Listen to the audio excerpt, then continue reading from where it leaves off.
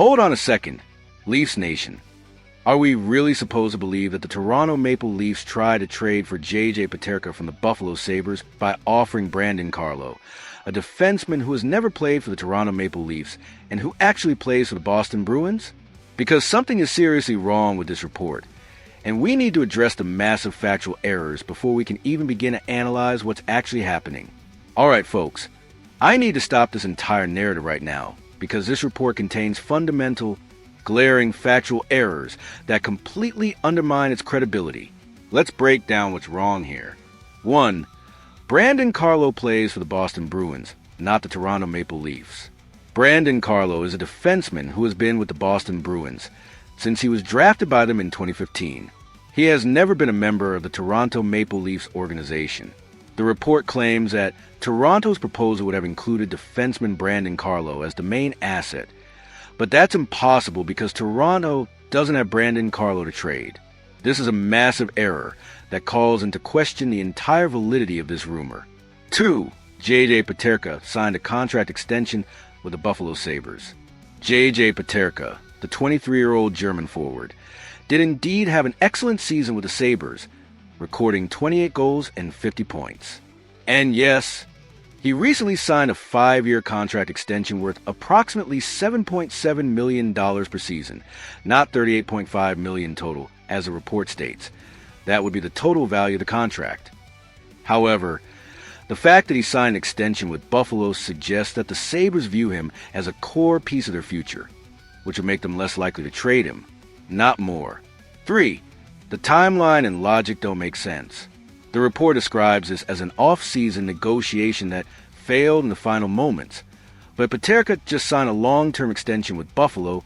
Why would they immediately turn around and trade him? Teams don't typically sign young, productive players to long-term deals and then shop them around. That's contradictory behavior.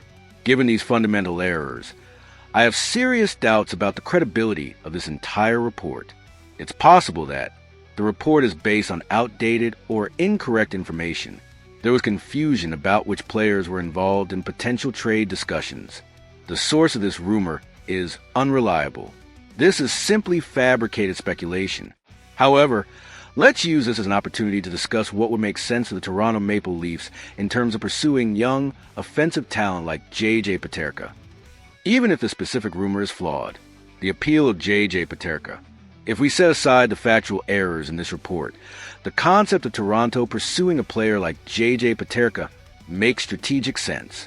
Peterka is a 23-year-old forward who just completed an excellent season with the Buffalo Sabres. He's fast, he's skilled, he can finish, and he's entering his prime years. He's exactly the kind of young, cost-control talent that contending teams covet. For the Maple Leafs, adding a player like Peterka would provide offensive depth in the top 6, speed and skill to complement Matthews and Nylander, a young player who can contribute now and grow with the team, potential for significant upside as he continues to develop, the reality of acquiring such players.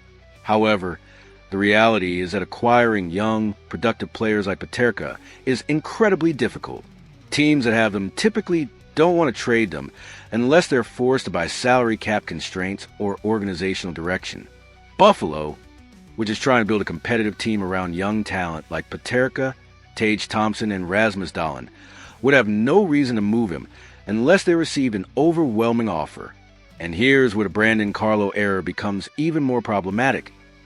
Even if Toronto did have a defenseman of Carlo's caliber to offer, would that be enough to pry Peterka away from Buffalo?